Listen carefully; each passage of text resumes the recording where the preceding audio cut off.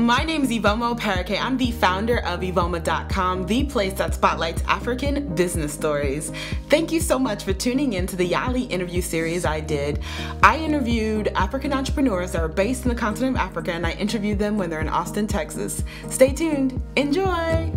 Je m'appelle Elhaj Maligay, je suis du Sénégal, je suis né à Libreville et j'ai grandi entre le Gabon et le Sénégal. J'ai fait toutes mes études au Sénégal.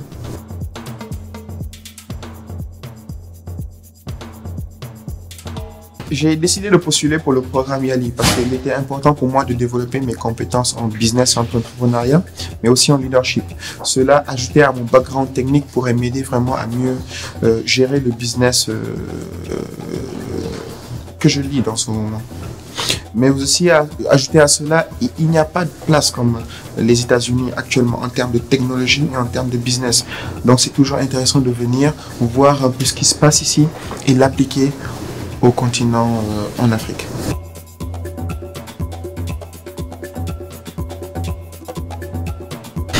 Le programme Yali m'aidera à atteindre mes rêves, à les réaliser, parce qu'il me mettra dans une posture où je serai plus à même de pouvoir mieux booster la profession que j'occupe actuellement. Au-delà de ça, j'ai une excellente chance de pouvoir interacter avec plusieurs autres leaders venus de plusieurs pays africains.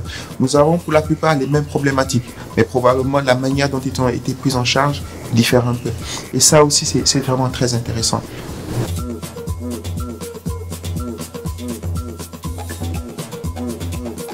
Je m'occupe de l'activité IT, audit et conseil au niveau du cabinet Mazars au Sénégal.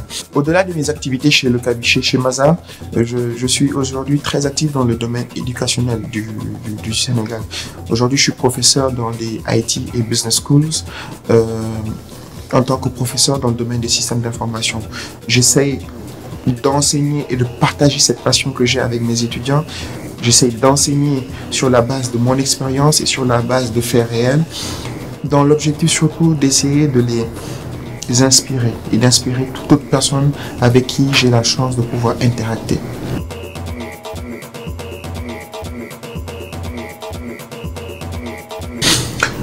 Le problème qu'on rencontre souvent avec nos clients, c'est que souvent, ils ne réalisent pas qu'ils ont vraiment besoin de ce support externe. Ils ont souvent la tête dans le guidon, dans le volant, et c'est toujours intéressant d'avoir un œil externe qui peut vraiment aider à avoir une autre vue, mais aussi à pouvoir assister dans la partie conformité en matière de gouvernance, en matière de gestion des risques, en matière de mise en place par exemple d'un système de gestion de la sécurité de l'information par exemple. Et c'est toujours intéressant d'avoir cette vue externe, mais malheureusement souvent ils ne prennent pas conscience de cela. Heureusement souvent dans certains cas nous avons un peu l'appui de certaines normes réglementaires, par exemple ça peut être de la Banque centrale ou encore d'autres industries qui aujourd'hui imposent à nos clients d'être conformes à certaines normes internationales.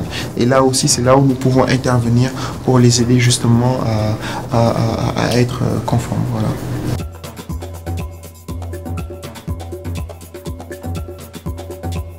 Mon rêve pour le Sénégal, c'est de voir émerger beaucoup plus de leaders. Et quand je parle de leaders, je ne parle pas de leaders politiques, je parle surtout des docteurs, des avocats, des ingénieurs, des personnes qui ont été formées et qui sont prédestinées à vraiment être les gardiens de la société.